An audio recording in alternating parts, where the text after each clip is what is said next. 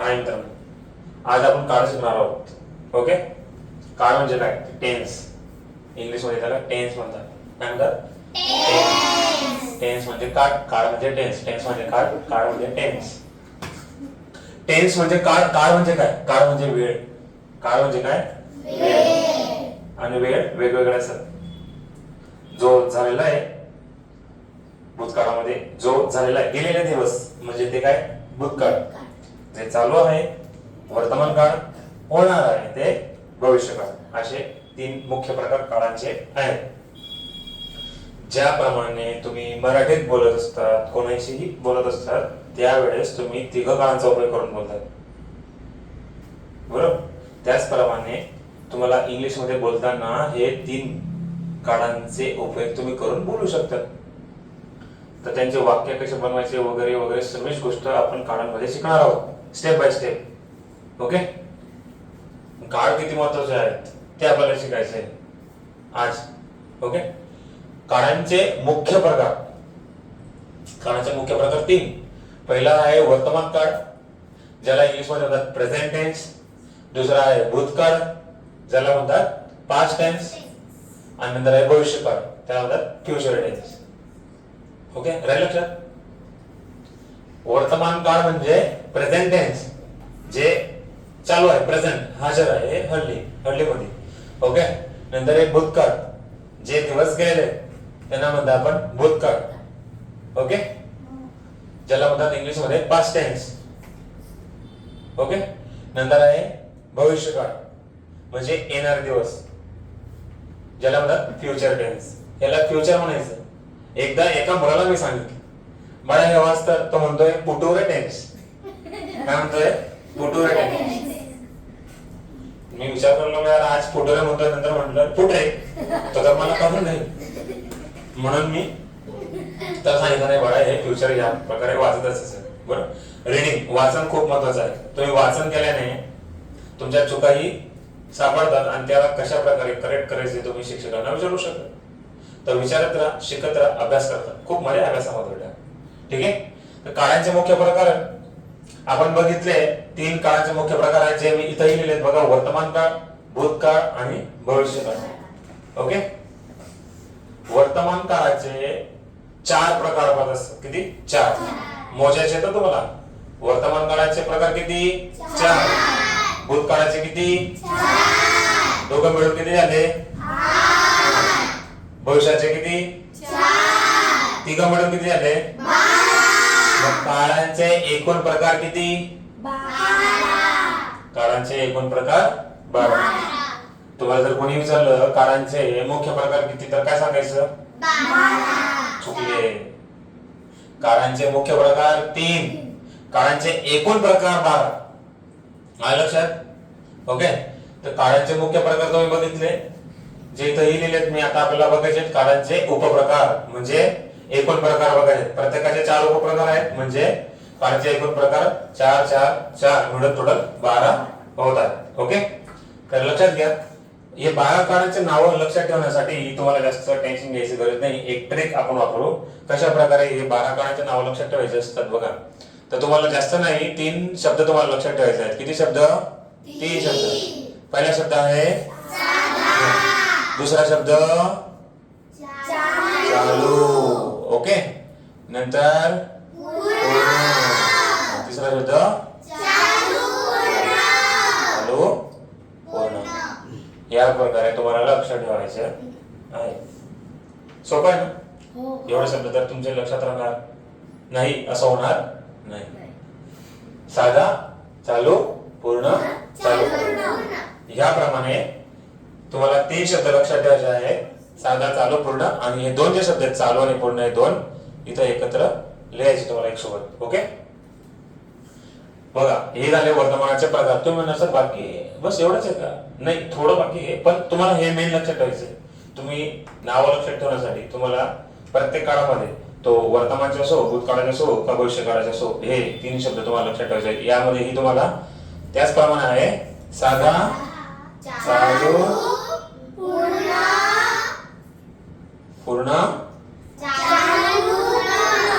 चालू, पूर्ण. ओके, इथं हे साधा, चालू,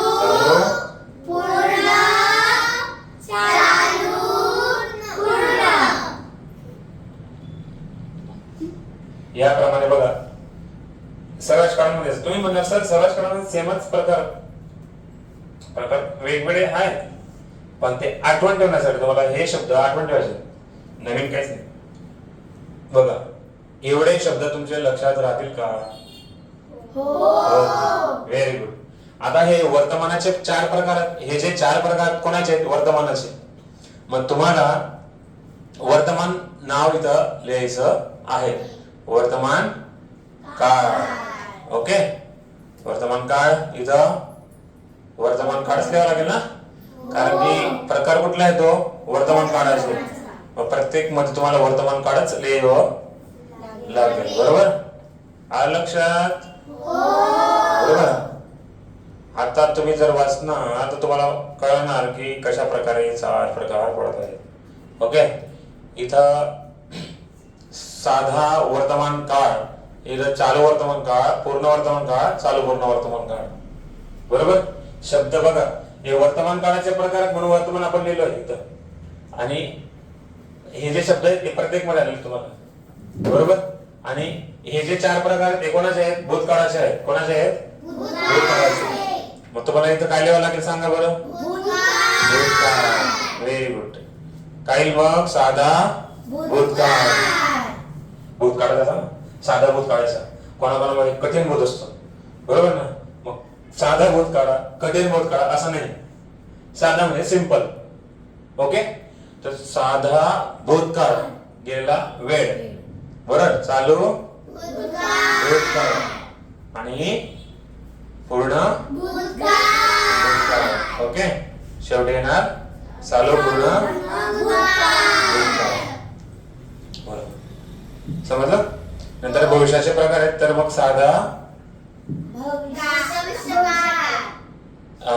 व्हेरी गुड. शाबाश शाबाश. पावला बाई पावला दे पावला. तुम्ही बरोबर बोलले. भविष्य काळामध्ये साधा भविष्य नंतर चालू भविष्य काळ. ओके. नंतर आहे पूर्ण भविष्य काळ. इकडे शेवटी चालू पूर्ण भविष्य काळ. आलं लक्षात? याप्रमाणे तुम्हाला लक्षात ठेवायचं आहे. बरोबर. साधा भूतकाळ, चालू भूतकाळ, पूर्ण भूतकाळ, चालू पूर्ण भूतकाळ, साधा भविष्यकाळ, चालू भविष्यकाळ, पूर्ण भविष्यकाळ, चालू पूर्ण भविष्यकाळ. याप्रमाणे तुमचे 12 प्रकार आहेत काळांचे. एकूण प्रकार किती? 12 जे मी लिहिले आहेत. बरोबर. लक्षात ठेवू शकता का तुम्ही? सोपं आहे ना? हे शब्द लक्षात ठेवले म्हणजे तुम्हाला पुढे त्यांच्या प्रकारांचे नाव लावायचे. फक्त बघा हे लक्षात आलं तुम्हाला. इथं वर्तमानचे तर वर्तमानचे तुम्हाला नाव लिहायचं ना. इथं भूतकाळाचे प्रकार तर भूतकाळ नाव लिहायचं. इथं भविष्यकाळ तर भविष्यकाळाचं नाव लिहायचं. नवीन काहीच नाही बेटा. हे तुम्हाला या प्रकारे 12 काळ जे आहेत इंग्लिश मध्ये हे तुम्हाला लक्षात ठेवायचे आहेत. आता हे आपण लिहिले मराठीमध्ये. इंग्लिश मध्ये यांना काय म्हणतात ते आपल्याला शिकायचं आहे. बरोबर.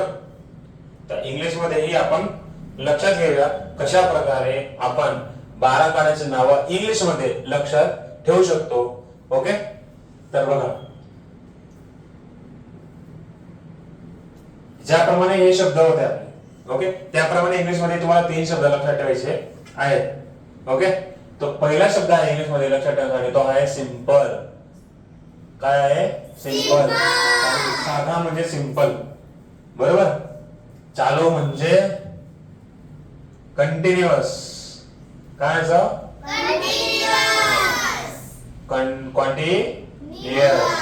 कंटिन्युअस म्हणायचं. ओके. आणि पूर्ण म्हणजे परफेक्ट. काय म्हणायचं? आणि चालू पूर्ण म्हणजे परफेक्ट कंटिन्युअस. काय म्हणायचं? Perfect continuous. ओके. बघा जे शब्द मराठीत लिहिले होते त्याचप्रमाणे फक्त इंग्लिश मध्ये आपण कन्वर्ट केलेले आहे. हे 3 शब्द तुम्हाला लक्षात ठेवायचे आहेत. सिंपल, कंटिन्युअस, परफेक्ट आणि परफेक्ट कंटिन्युअस. अंडरस्टूड? ज्यामध्ये हे दोन शब्द इथं ज्याप्रमाणे चालू आणि पूर्ण एक सोबत आपण लिहिले होते त्याचप्रमाणे इकडेही कंटिन्युअस आणि परफेक्ट कंटिन्युअस आपण सोबत लिहिलेले आहे. आता हे शब्द तुम्ही लक्षात जर ठेवले तर तुम्हाला त्याचप्रमाणे प्रत्येक काळामध्ये मध्ये वर्तमानात असो, भूतकाळात असो का भविष्यकाळात असो, तिघांना तुम्हाला हेच शब्द तुम्हाला लक्षात ठेवायचे, नवीन काहीच नाही. ओके? सिंपल, कंटिन्युअस, परफेक्ट आणि परफेक्ट कंटिन्युअस हे शब्द तुम्हाला लक्षात ठेवायचे आहेत प्रत्येक काळामध्ये. ओके? आपण इथेही लिहू म्हणजे तुम्हाला कळेल. ओके? तर बोला काय सुरुवातीला मग कॉन्टिन्युअस नंतर नंतर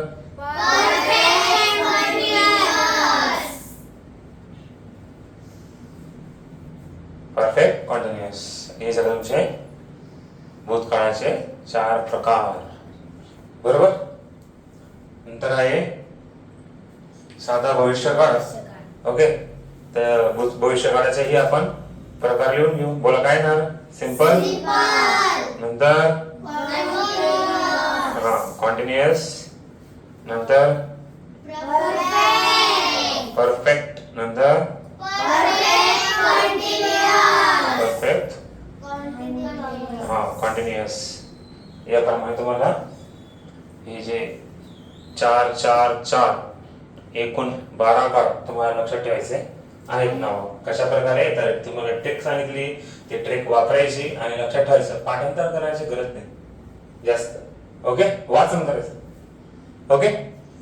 आता हे जे 4 प्रकार आहेत सुरुवातीचे, ओके, हे सुरुवातीचे जे 4 प्रकार आहेत हे कोणत्या काळाचे आहेत? वर्तमान काळाला इंग्लिश मध्ये काय म्हणतात?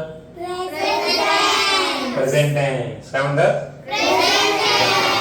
मग इकडे आपल्याला जसं ज्याप्रमाणे आपण इथं वर्तमान वर्तमान वर्तमान वापरलं होतं त्याप्रमाणे या ठिकाणी तुम्हाला काय वापरायचे इंग्लिश मध्ये? Present tense present tense present tense तुम्हाला लिहायचं प्रत्येक. ओके? तर मग काय होईल बघा, सिंपल प्रेझेंट टेन्स म्हणजे बघा साधा वर्तमान काळ सिंपल प्रेझेंट टेन्स याला म्हणतात. नंतर चालू वर्तमान काळ तर त्याला म्हणतात इंग्लिश मध्ये प्रेझेंट कंटिन्युअस टेन्स. ओके? पूर्ण वर्तमान काळाला म्हणतात आपण तर प्रेझेंट परफेक्ट टेन्स. चालू पूर्ण वर्तमान काळाला म्हणतो आपण present perfect continuous tense. Okay? आता भूतकाळाचे झाले, वर्तमानाचे. इतकं तुम्हाला समजलं का? Simple present tense, present continuous tense, present perfect tense, present perfect continuous tense. आलं लक्षात? याचप्रमाणे भूतकाळाचे तुम्हाला प्रकार लिहायचे आहेत. बघा, भूतकाळाला आपण इंग्लिश मध्ये म्हणतो पास्ट टेन्स. काय म्हणतो? Past tense. मग आता इथं काय सांगा बरं? Simple past tense. इकडं पास्ट कंटिन्युअस टेन्स. इकडं पास्ट परफेक्ट टेन्स. इकडं past perfect continuous tense. Okay?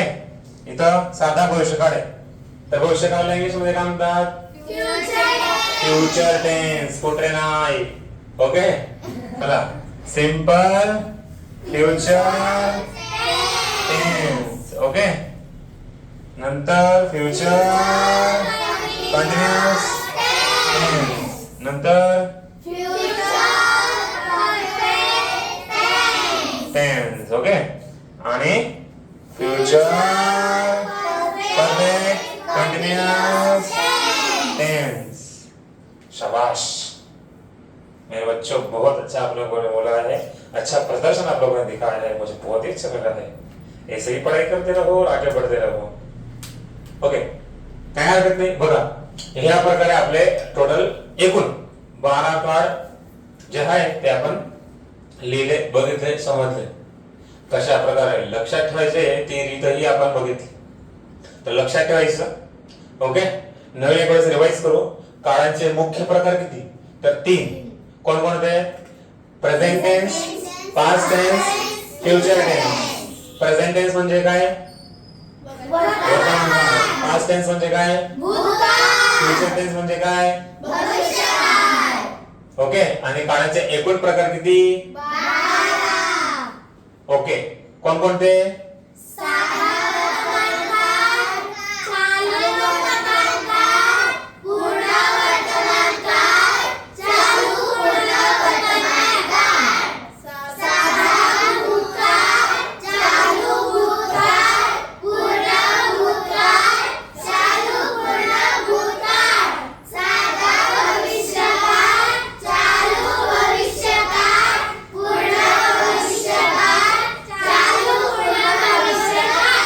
यालाच इंग्लिश मध्ये अजून एकदा बोला. Simple present continuous tense, present perfect tense, present perfect continuous tense, simple past tense, past continuous tense, past perfect tense, past perfect continuous tense, simple future tense, future continuous tense, future perfect tense, future perfect continuous tense. सर्वांसाठी clap करा, तुमच्यासाठी, माझ्यासाठी नाही. Very good. याप्रमाणे तुम्हाला हे एकूण काळ आणि मुख्य काळ तुम्हाला लक्षात ठेवायचं आहे. पुढच्या पिरियड मध्ये आपण शिकणार आहोत साधा वर्तमान काळ. म्हणजे हे जे 12 काळ आहे, हे 12 काळ आपल्याला शिकायचं आहे, ज्यामध्ये जो पहिला काळ आहे तो आहे साधा वर्तमान काळ, सिंपल प्रेझेंट टेन्स, त्याला इंडेफिनिट टेन्स सुद्धा म्हणतात. ओके. आणि या काळामध्ये कशा प्रकारे वाक्य बनवतात, कशा प्रकारे वाक्य बोलायचे, बनवायचे, वगैरे वगैरे वगैरे सर्व आपण शिकणार आहोत. ओके.